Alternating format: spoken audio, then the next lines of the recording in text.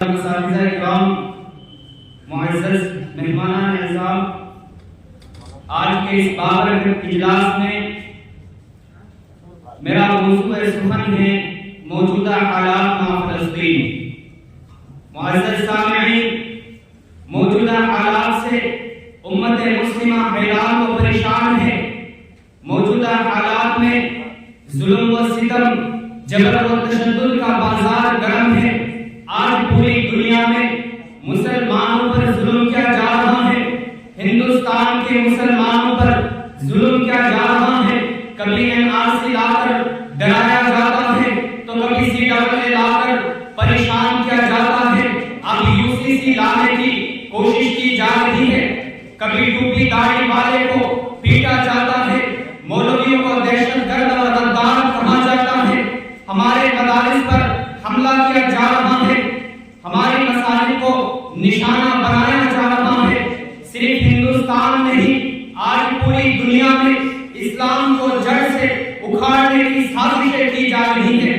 آج ارض فلسطین نبیوں کا وطن ایک مرتبہ پھر سے لہو لہان ہے۔ آج ارض فلسطین انسانیت کو پکار رہی ہے۔ یہ فلسطین کا نقشہ ہے۔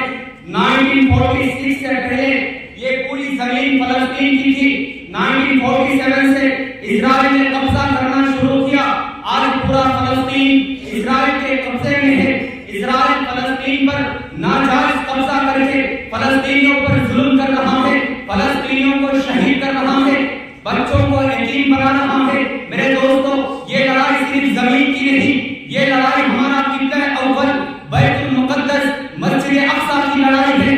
یہودی مسجد اقصی کو گرا کر تار ٹیمپل تعمیر کرنا چاہتے ہیں، لیکن مسلمان غفلت میں ہے، دنیا کی چکا چوند میں غرق ہے، آرام و عیش میں ہے۔ افسوس، صد افسوس، آج پوری دنیا میں 57 مسلم کنٹری ہے۔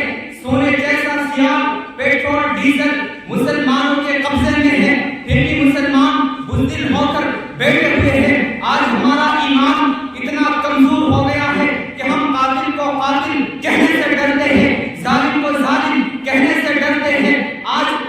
آج میں سوال کرتا ہوں دنیا کے تمام مسلم ممالک کے حکمرانوں سے کہ جب امریکہ کا وزیر خارجہ اسرائیل میں کھڑا ہو کر کہتا ہے کہ میں یہاں اس لیے نہیں آیا ہوں کہ میں امریکہ کا وزیر خارجہ ہوں، بلکہ میں یہاں اس لیے آیا ہوں کہ میری ماں یہودی، میرا باپ یہودی اور میں یہودی ہوں۔ آج میں سوال کرتا ہوں دنیا کے تمام مسلم ممالک کے حکمرانوں سے کہ ایسا کیوں نہیں ہوا کہ دنیا کا کوئی مسلمان صدر وزیر اعظم مسجد اقصی کے ذہن میں کھڑا ہو کر یہ کہتا کہ میں آج یہاں اس لیے نہیں آیا ہوں کہ میں فلاں ملک کا صدر وزیر اعظم ہوں، بلکہ میں یہاں اس لیے آیا ہوں کہ میری ماں مسلمان، میرا باپ مسلمان اور میں محمد عربی کا غلام ہوں۔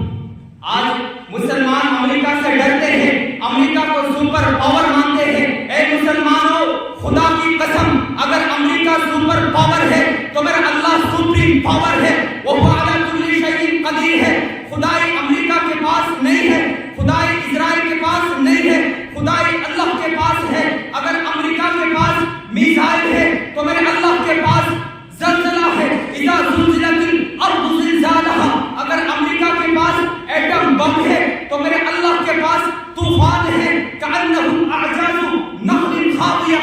اگر امریکہ کے پاس فائٹر جیٹ ہے، لڑاکو بیمان ہے، تو میرے اللہ کے پاس ابابیل پرندے ہیں۔ الم تر کیف فعل ربک باصحاب الفیل۔ یہ عظمت باطل دھوکہ ہے، یہ شوکت باطل کچھ بھی نہیں، مٹی کے کھلونے ہیں سارے، یہ ظلم کے لشکر کچھ بھی نہیں۔ اللہ سے ڈرنے والوں کو طاقت سے ڈرانا مشکل ہے، جب خوف خدا ہو دل میں تو یہ قیصر و کسرا کچھ بھی نہیں۔ اسلام اگر دستور نہیں، قرآن اگر منشور نہیں، پھر افسوس ہے اس آزادی پر، یہ ملک و ملت کچھ بھی نہیں۔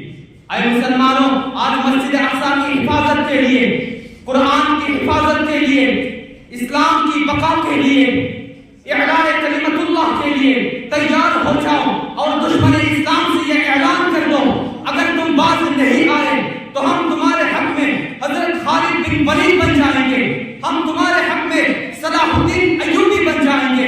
میں آپ کے جوان سے کہتا ہوں، اٹھ شیخ مجاہد ہوش میں آؤ، تعمیر خلافت پیدا کر، کیوں فرقے ہوتا ہے، اب ایک جماعت کو پیدا کر،